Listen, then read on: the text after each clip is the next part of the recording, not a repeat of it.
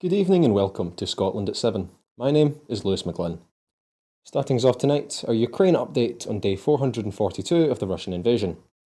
Ukrainian President Volodymyr Zelensky has said the country needs time to prepare for a much-anticipated spring counter-offensive. President Zelensky said the army had combat-ready brigades that were ready, but were still short of promised armoured vehicles, which were slowly arriving. He stressed that Ukraine was not prepared to cede any territory for peace, saying, "Everyone will have an idea. They can't pressure Ukraine into surrendering territories. Why should any country of the world give Putin its territory?" Colonel General Alexander Syrski, who heads Ukraine's ground forces, has said that Russian forces in Bakhmut had been pushed back by up to 2 kilometers in some areas after counter-offensives. Russia's military operation against Ukraine is very difficult, but certain goals have been achieved, according to Kremlin spokesperson Dmitry Peskov. Russia has succeeded in severely damaging Ukraine's military machine, and this work will continue, he added.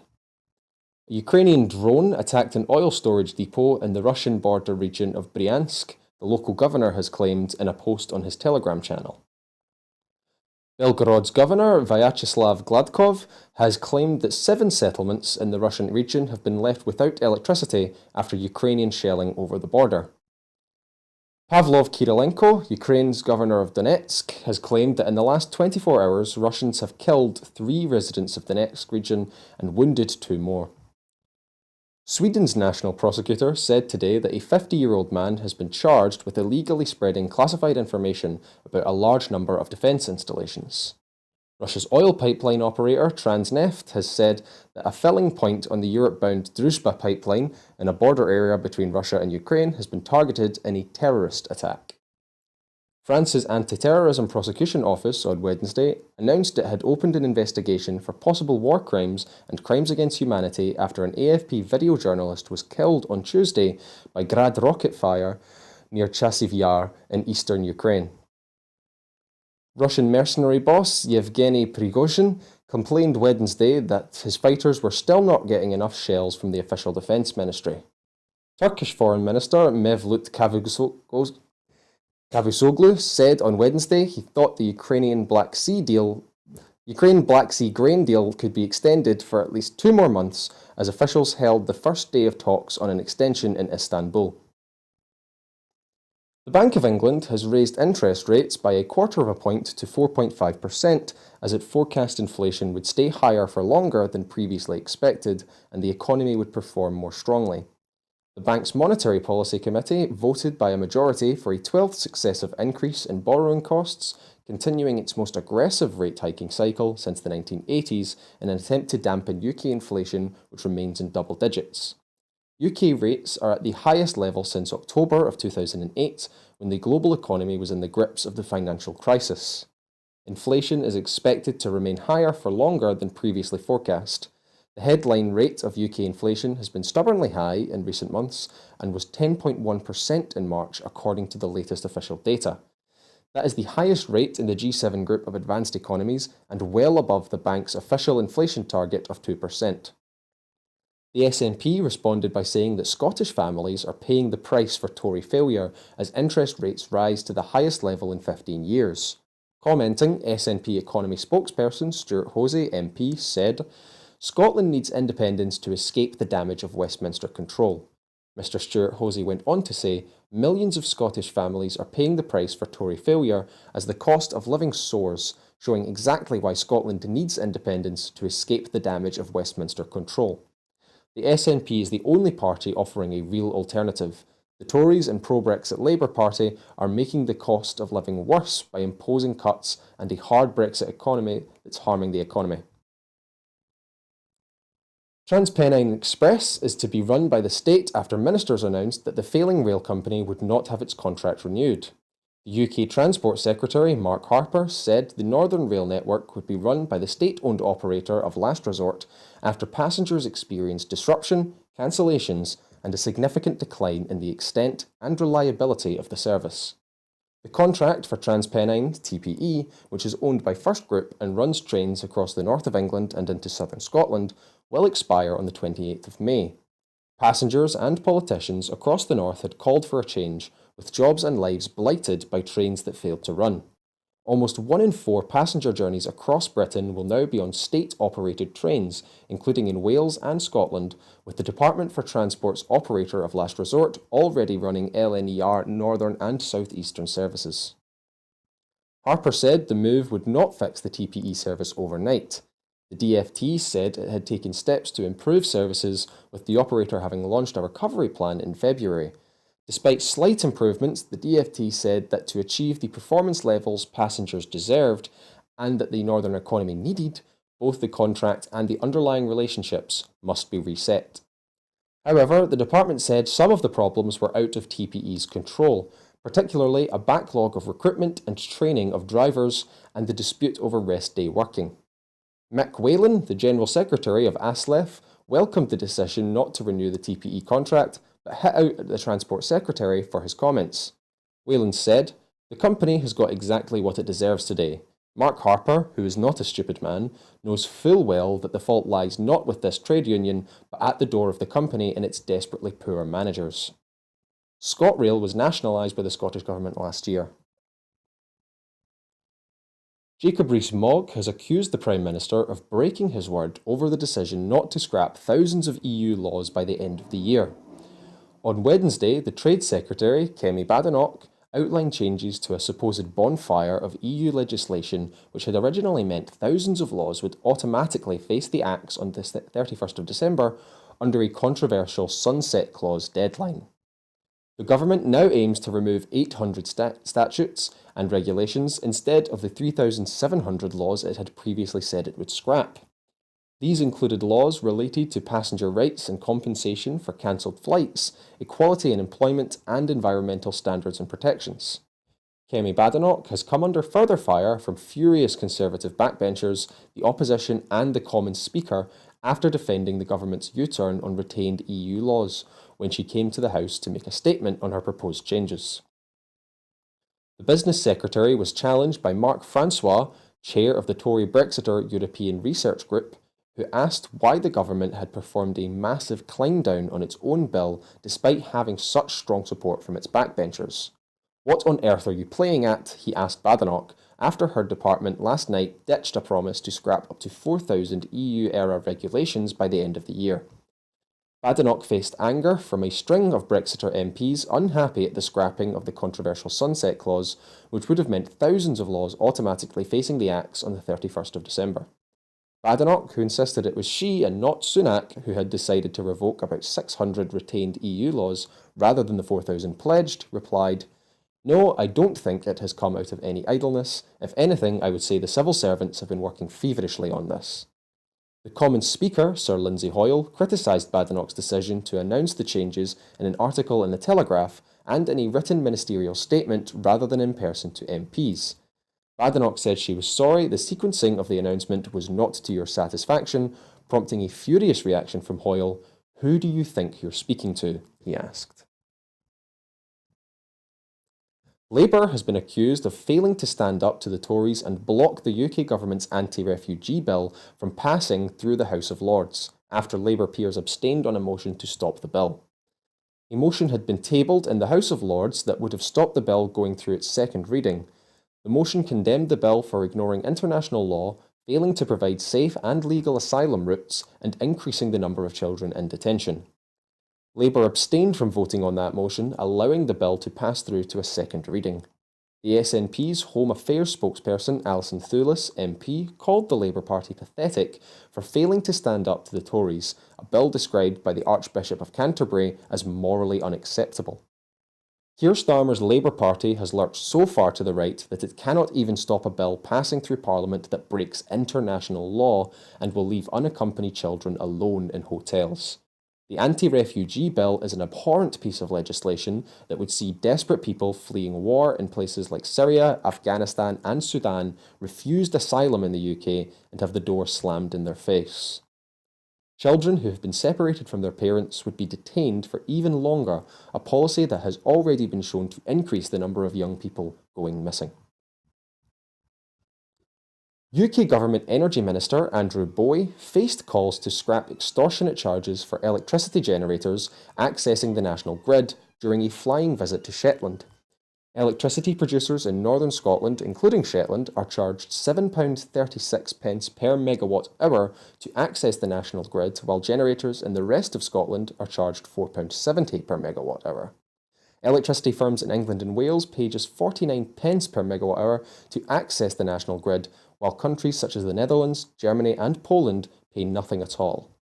Commenting, the SNP's Net Zero and Energy Security spokesperson Alan Brown, MP, said, "Scotland has an abundance of renewable electricity sources, but the firms that generate the power are being held back as they have to pay extortionate charges just to connect to the national grid. Generators in Scotland are paying the highest transmission charges in Europe, and it is long overdue for the Tories to take real action on this issue. As Energy Minister, Bowie should scrap the charges altogether.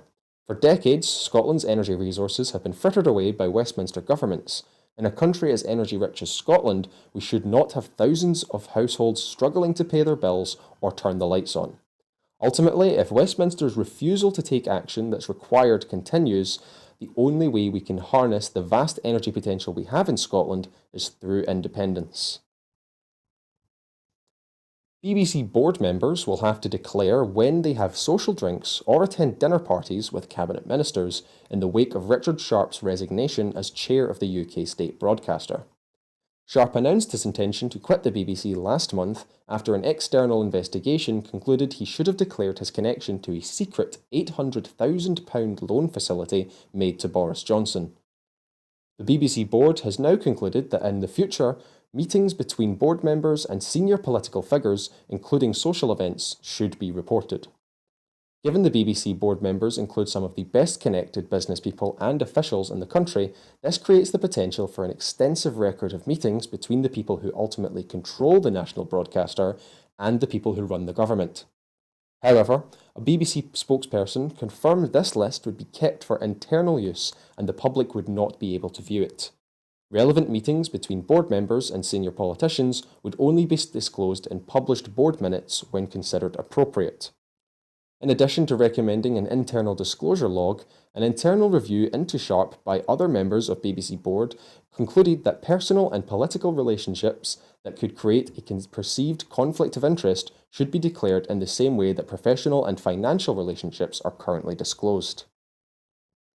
The board members concluded Sharp broke internal BBC rules by failing to declare a link to Johnson's loan when applying for the job of BBC chair. However, they said once Sharp was appointed to the role, he abided by the rules. The BBC is fighting accusations that it has become too close to the Conservative government and allowed the issue of impartiality to be abused by Downing Street. BBC board members include staff such as the Director General, Tim Davie, and the Head of News, Deborah Turnes.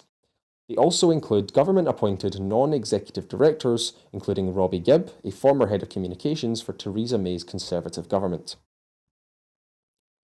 Donald Trump appeared at a CNN town hall on Wednesday night to unleash a litany of lies about the 2020 election and E. Jean Carroll's lawsuit, just one day after a New York jury found the former president liable for sexual abuse and defamation.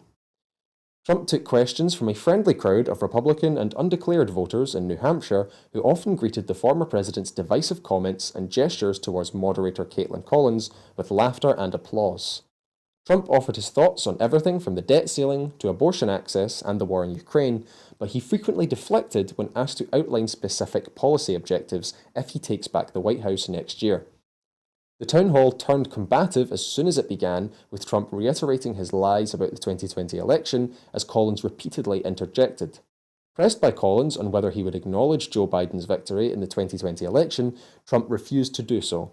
When Collins later asked if he would accept the results of the 2024 election, regardless of the outcome, Trump replied, "Yeah, if I think it's an honest election, absolutely." Collins appeared to grow exasperated as the 70-minute town hall drew on, telling Trump at one point, "The election was not rigged, Mr. President. You can't keep saying that all night long." Turning to Trump's many legal liabilities, she asked the former president for his message to voters who argue that the verdict in Carroll's lawsuit should disqualify him from seeking office, after a New York jury concluded 24 hours earlier that Trump had sexually abused Carroll 27 years earlier, ordering the former president to pay her $5 million in damages for her battery and defamation claims. The verdict in Carroll's case came a month after Trump pleaded not guilty to 34 felony charges of falsifying business records in connection to a hush money scheme during the 2016 election. He also faces potential criminal charges in Georgia and Washington over his efforts to overturn the 2020 election and his alleged mishandling of classified documents. Meanwhile, Trump often shied away from offering a direct response to policy questions. Asked whether he would sign a federal abortion ban, he replied, "I'm looking at a solution that's going to work. Very complex issue for the country. You have people on both sides of an issue, but we are now in a very strong position. Pro-life people are in a strong position to make a good deal that's going to be good and satisfactory for them." When asked, Trump would not state whether he wanted Ukraine to win its war against Russia, which launched an unprovoked invasion last year.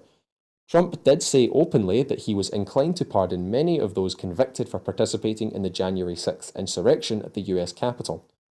A number of commenters criticised CNN for agreeing to host the town hall, pointing to the contentious nature of the conversation and the audience's positive reaction to Trump's lies.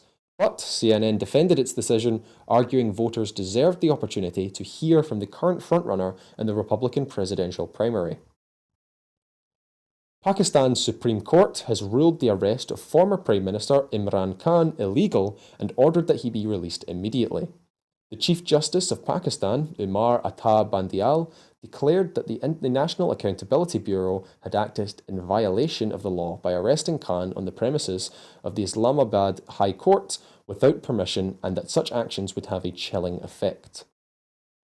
Khan was arrested by paramilitary troops on Tuesday as he entered the High Court to face a corruption case. Bandial said Khan had already surrendered to the court when almost 100 rangers barged in and detained him, and he declared Khan's arrest illegal and in contempt of court. What dignity remains of the court if 90 people entered its premises? How can any individual be arrested from court premises? Bandial said. Amid heavy scrutiny, Khan was brought into the court and produced before the three-judge panel, who gave the order for his immediate release. "There have been incidents of violence after your arrest," Bandial said. "We want peace in the country." Khan told the judge he was unaware of what was happening in the country. "I was caught as if I am a terrorist. How am I responsible for the protests?" he said to the judge, adding, "We only want elections in the country."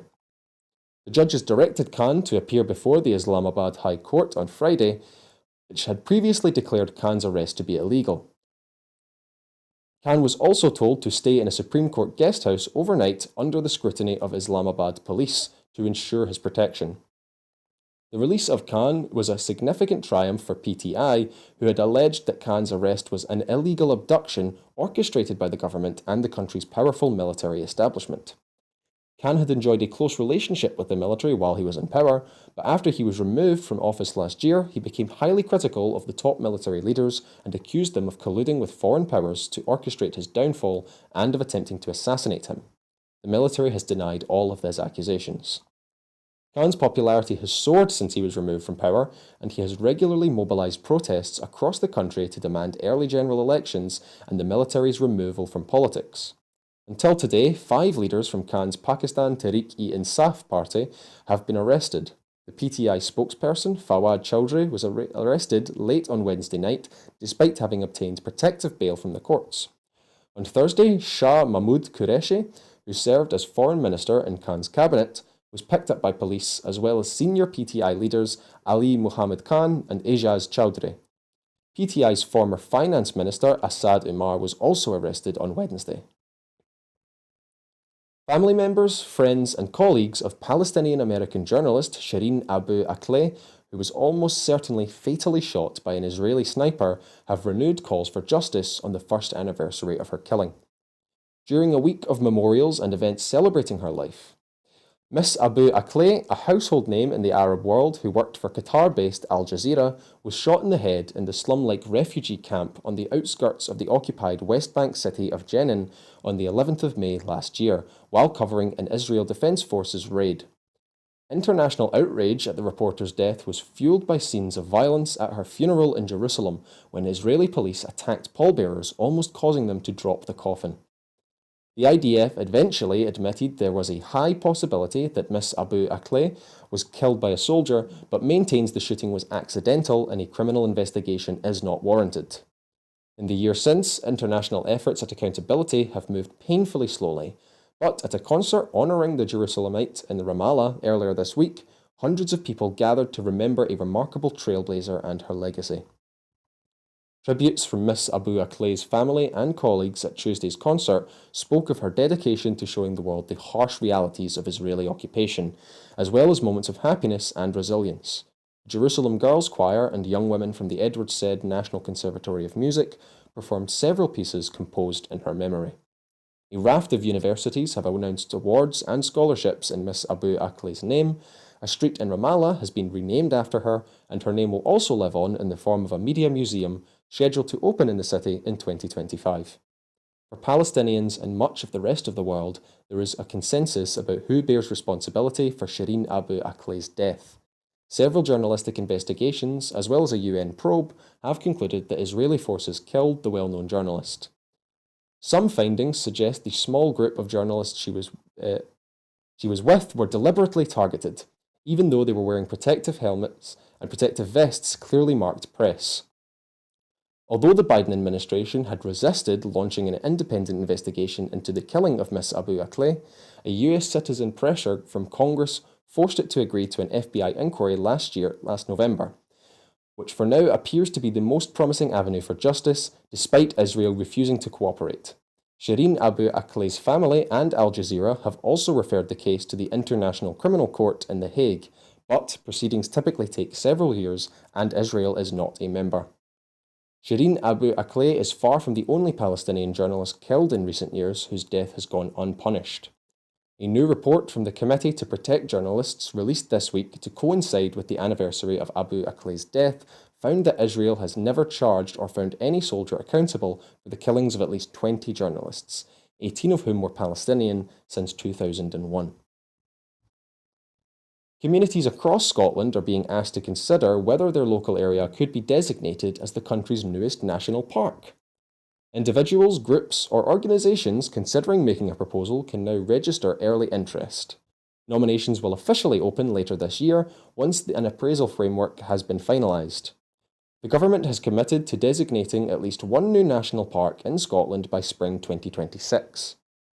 Visiting Loch Lomond in the Trossachs National Park, Minister for Green Skills, Circular Economy and Biodiversity, Lorna Slater, said, "I look forward to engaging with communities and learning more about their proposals, and I encourage everyone to get involved as we move closer to naming Scotland's next national park." Our existing national parks play an important role in tackling the biodiversity and climate crises, whilst also supporting local communities, businesses and visitors. Last year, we consulted widely on the future of national parks in Scotland, and there was broad support for our commitment to create at least one new park by 2026. Well, that's all for this evening, but before I go, I just want to remind you that here at Broadcasting Scotland, we depend on the generosity of our supporters. So, to everyone who has donated, and to everyone who has signed up to make a regular monthly payment, thank you very much. Our programmes will always be free to view, however, if you can afford £5 a month, please consider becoming a Broadcasting Scotland supporter. We have set ourselves a target of adding 10,000 new subscribers to enable us to employ staff to make more programmes. Good night, and thank you for watching.